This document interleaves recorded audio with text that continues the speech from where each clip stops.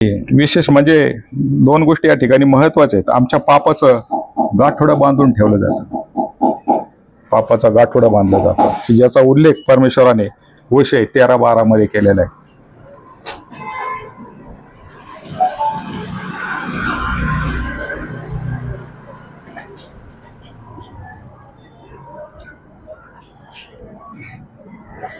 एफ्राईमाच्या अधर्माचे गाठोडे बांधून ठेवले आहे, त्याचे पाप जमवून ठेवले आहे. पाप जमवून ठेवलं जातं आमचं थोडं थोडं काम. असं नाही ते असं वाऱ्यामध्ये उडून जाते त्या देव विसरला लिहायचंच राहिलं. त्याच्यात कितीतरी परमेश्वराकडे त्या लायब्ररीत, त्या लायब्ररीमध्ये प्रत्येक प्रकारची वही नोंद केली जाते. आमची नोंद, रजिस्ट्रेशन ज्याला म्हणतो आम्ही, प्रत्येक गोष्टीचं रजिस्ट्रेशन केलं जातं. म्हणून आम्हाला या ठिकाणी फार बारकाईने पाहावं लागतं की आमच्या पापाचं गाठोडं बांधून ठेवलं जातं. एफ्राईमाच्या धर्माचे गाठोडे बांधून ठेवले आहे, त्याचे पाप जमवून ठेवले. जमवून ठेवणे म्हणजे कलेक्ट. आणि कधी कधी ते असं पॅक पण करून ठेवतात, लाख मारून, नाही का. आणि मग या ठिकाणी पापाचं गाठोडं उचलून आम्हाला कधी कधी चालावं लागतं, नाही का. आमचं ओझच आम्हाला घेऊन चालावं लागतं. बघा त्याचा उल्लेख केला इर्मिया 10:17 मध्ये.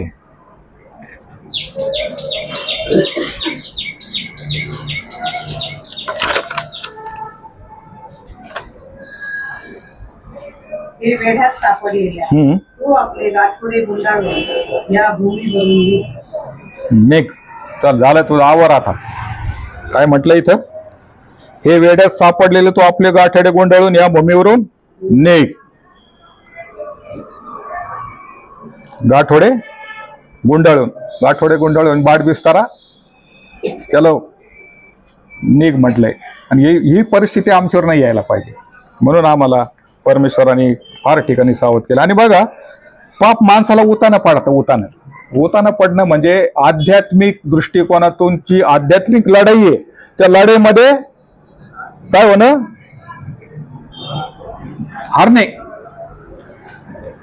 लढाईमध्ये हारणे. आध्यात्मिक दृष्टिकोनातून चाललेली लढाई, परमेश्वराबरोबर जे वचन आहे, जे वचनाला सोडलं आम्ही, आणि आध्यात्मिक दृष्टिकोन, आम्ही आध्यात्मिक जीवन आमचं संपलं, अंधार झाला आमच्या जीवनामध्ये, त्यावेळेस आम्ही उताने पडल्यासारखे, ज्याचा उल्लेख नीतिसूत्र 13:6 मध्ये दाखवलेला आहे. नीतिसूत्र 13:6.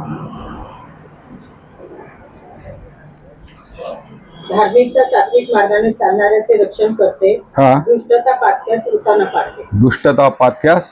आणि त्याचं उदाहरण आम्हाला परमेश्वराने, जसं गल्लात उताना पडला, नाही का, दाविदाने त्याचं काय केलं, कपाळ मोक्ष केला. त्यावेळेस तो कसा पडला, आणि मग त्यांनी त्याचं हत्यार घेतलं आणि त्याचं मुंडकं तोडलं. आध्यात्मिक दृष्टिकोनातून मरण पावणे म्हणजे उताना पडणे. परमेश्वराच्या फेलोशिप पासून, परमेश्वराच्या संगतीपासून, त्याच्या वचनापासून, त्याच्या अधिकाराला डिनाय करणं, अवॉइड करणं, डिस्ट्रॉय करणं. किंवा एकदम सिंपल आहे, कोण आहे परमेश्वर. आता ते येड बांडगुळ काय म्हणतंय ख्रिस्ती लोकांना, त्याला माहितीच नाही आमचा देव कोण आहे. रेले घाबरायचं नाही. से ट्रू. जर आज आम्ही परमेश्वराच्या दृष्टिकोनातून महान आहेत, तर आमच्यावर कसल्या प्रकारची गदा येणार नाही, कसल्याही प्रकारची गदा येणार नाही. म्हणून परमेश्वराच्या सानिध्यामध्ये राहत असताना, परमेश्वराच्या सेवेमध्ये राहत असताना, बोल्डली कसल्या प्रकारचं भय आमच्या मनामध्ये नाही पाहिजे.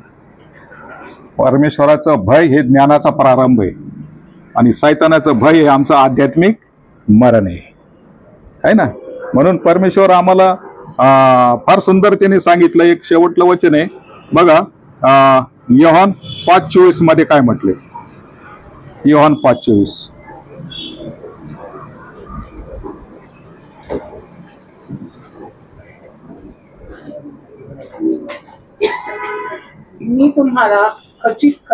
मी तुम्हाला खचित सांगतो, जो माझे वचन ऐकतो आणि ज्याने मला पाठवलं त्याच्यावर विश्वास ठेवतो, त्याला सार्वकालिक जीवन प्राप्त झाले आहे. आणि त्याच्यावर येणार नाही. येस तो मरणातून जीवनात पार गेला. येस, त्याची नौका पास झाली. हे तो सार्वकालिक जीवनात गेला, त्याच्यावर न्यायाचा प्रसंग येणार नाही. हे कधी होतं? हे कधी होईल? ज्यावेळेस आमचं समर्पण, ज्यावेळेस आमचं डेडिकेशन, ज्यावेळेस आमचं आत्मीयता, ज्यावेळेस आमचं पाहणं, आमचं उठणं बसणं हे परमेश्वराला माहीत पाहिजे आणि त्याच्या ह्याच्यात पाहिजे, आज्ञेत पाहिजे, आहे ना. म्हणून परमेश्वराने आमचं आत्मपरीक्षण करण्यासाठी बघा एक स्तोत्र दिलंय. स्तोत्र 139 वाचून आपण बंद करू.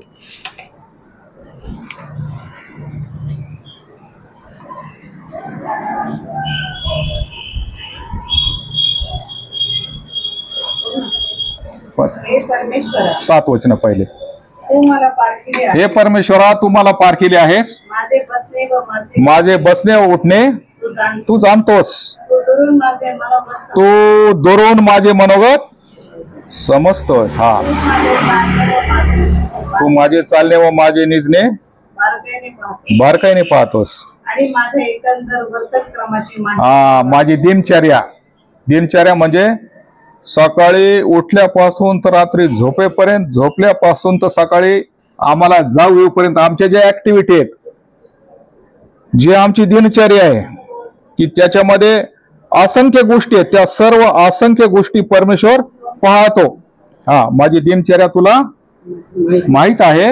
हे परमेश्वरा, माझ्या मुखातून असा एकही शब्द येत नाही. हा, तो तुला मुळे ठाऊक नाही. तो तुला मुळे ठाऊक नाही. हा, तू मागून पुढून मला घेरले आहे. हो, माझ्यावर तू आपला हात ठेवला आहे.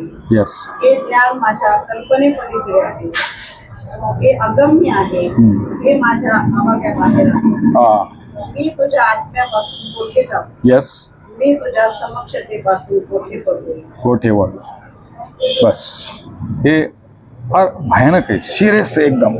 आणि हे आमचं परीक्षण आहे, आमचं काय म्हणतो आम्ही त्याचं व्हेरिफिकेशन, पडताळणी मी कसा आहे. ज्याप्रमाणे बघा, एक सिंहावलोकन हा एक शब्द ऑफिसमध्ये वापरला जातो नाही का, असं ऑफिसच्या ठिकाणी मूल्यमापन, इव्हॅल्युएशन. सिंहावलोकन म्हणजे बघा, ज्यावेळेस हा सिंह त्याच्या जंगलामध्ये चालतो आणि चालत चालत चालत बराच काही पुढे जात होतो आणि मग त्याला जाणीव होती की अरे मी माझ्याच क्षेत्रामध्ये, एका सैतानाच्या क्षेत्रामध्ये, म्हणून तो थोडस माग वळून पाहतो आणि मग ते डिसाईड करतो नाही, I am a safe. Same thing आमचं देखील सिंहावलोकन आम्ही केलं पाहिजे की आज आमचं आयुष्य परमेश्वराने राखून ठेवलंय. आता 70 वर्ष 80 वर्ष आता त्याच्यापर्यंत पोहोचलोत. मग इथपर्यंत आलोय आम्ही. मग कशा प्रकारे आलोत? परमेश्वराच्या सानिध्यात आहेत का आजच्या या क्षणाला, टुडे नाव? आज कुठे आहेत आम्ही या ठिकाणी वचनामध्ये डोकून पाहिलं पाहिजे आणि मग आमच्या आयुष्याकडे, मग तिथं व्हेरिफिकेशन, तिथं पडताळणी झाली. अरे मग काहीतरी त्याच्यामध्ये 19-20 असेल तर मग त्या ठिकाणी परमेश्वर आम्हाला तिथे रिपेअर करायला संधी देतो. आणि ती रिपेअर करण्याची जागा म्हणजे ही फेलोशिप आहे, हे स्थान आहे. आणि हे तुम्ही आम्ही एकमेकाला पाहून काय करू शकतो, आम्ही स्वतःला फिट समजतो नाही का. म्हणजे आम्हाला सर्टिफिकेट मिळायला पाहिजे ना, फिटनेसचं सर्टिफिकेट मिळाल्याशिवाय तुम्हाला मिलिटरीमध्ये भरती नाही, पोलीसमध्ये भरती नाही. जर इथं फिट नाही तर मग सार्वकालिक जीवनात कसं काय फिट होणार? Same thing. दॅट्स वाय आम्ही आत्ताच काय केलं पाहिजे, आम्हाला स्वतःला फिट केलं पाहिजे. आणि ही फिट करण्याची जागा, ही संधी, ही फेलोशिप परमेश्वराने तुम्हाला आम्हाला दिली, त्याबद्दल मी परमेश्वराचे मनापासून आभार मानतो. आणि पुन्हा एक वार सन्माननीय सर, पाळक साहेब, पाळकीनबाई, सातपुते दादा, या सर्वांची मी आभार मानतो. आणि मला सांगायला आवडेल, ही जर फेलोशिप नसती किंवा हे जर ठिकाण नसतं किंवा सातपुते साहेबांनी जर याच्यामध्ये इनिशिएटिव्ह घेतली नसती तर इथं कोणीच उभं राहिलं नसतं. आज आम्ही कुठेही उभं राहून जाऊ शकतो, सांगू शकतो की माझा प्रभू महान आहे. थँक्यू. God bless you.